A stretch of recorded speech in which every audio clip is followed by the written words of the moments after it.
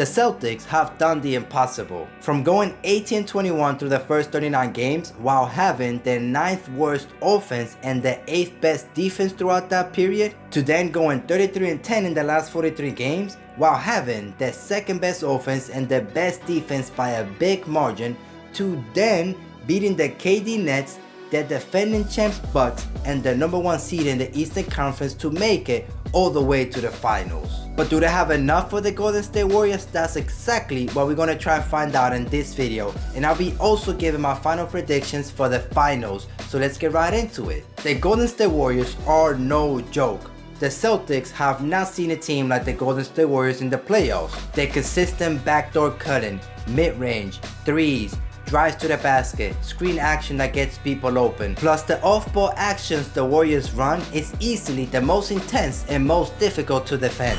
That is why the Warriors are averaging the most points while having the 3rd best field goal percentage and are averaging the most assists per game in these playoffs. And that is all thanks to how great their shooters are. Clay, Steph, and Poole, who are shooting a combined 48% from the field and 39% from 3. Then they have multiple people who can create their own shot.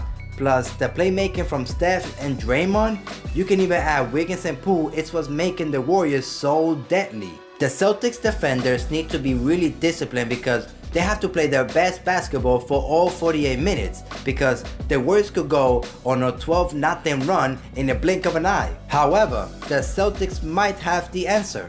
As they are having the 2nd best defense in the playoffs, they are averaging the 3rd most blocks and are allowing the 5th less points in the paint in these playoffs. And that is all thanks to Horford and Williams, who can block shots left and right. I feel like this series is going to be very similar to the Warriors versus the Grizzlies in the semifinals from the Western Conference. The Warriors will be forced to rely mainly on their jump shots. The Celtics defense is way better than the Grizzlies defense, and we all know the Grizzlies were the one team that gave the Warriors the most trouble and could have beaten the Warriors. This is how the Celtics need to defend the Warriors. Put the defensive player of the year on Curry, Brown on Wiggins, Tatum on Clay, then Horford on Green, and Robert Williams on Kevon Looney. Then when Poole comes in the game, Derek White or Jaylen Brown should be defending him. But if the Warriors decide to go with their death lineup, the Celtics might have some trouble.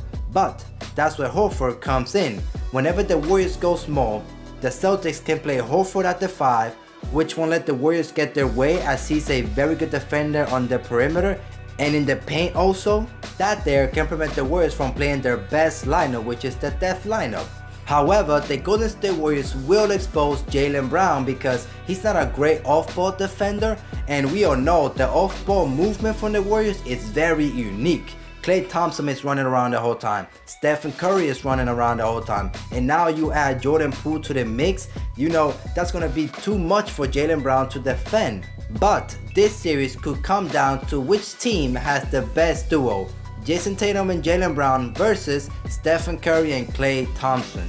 So let's compare their playoff numbers to kind of get an idea how well they will probably play. Tatum and Brown are doing better in almost every major stat. That was a surprise to me. But the biggest surprise though is that their 3-point percentage is as good as the Splash Brothers these playoffs. Let's not forget, Steph and Klay have shot 42% from 3 their whole career. So this percentage here is an off year for the Splash Brothers. We already took a look at the offense from the Golden State Warriors, so now let's take a look at the offense from the Celtics. Because the offense from the Celtics has actually been great, even though it doesn't really show in the stats, but that is because they had to go through the Bucks, who had the best defensive rating in the playoffs, and the Heat, who were also a defensive juggernaut. Let's look at one more thing. The Warriors at home are a different animal, so them having home court in these series is a great advantage, but on the road they play like an average team, while the Celtics have been really consistent both at home and on the road. So yes, the Celtics have more than enough to beat the Warriors, which brings me to my finals prediction.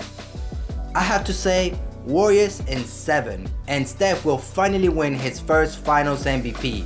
So let me know down in the comment section if you think the Celtics can actually win this, in 7 games, or if the Warriors can win this in less games. Don't forget to like the video so that we can help this spread to more people and they can have some fun watching my videos. And subscribe to the channel if you like content like this. And as always, thank you for watching. See you in the next one.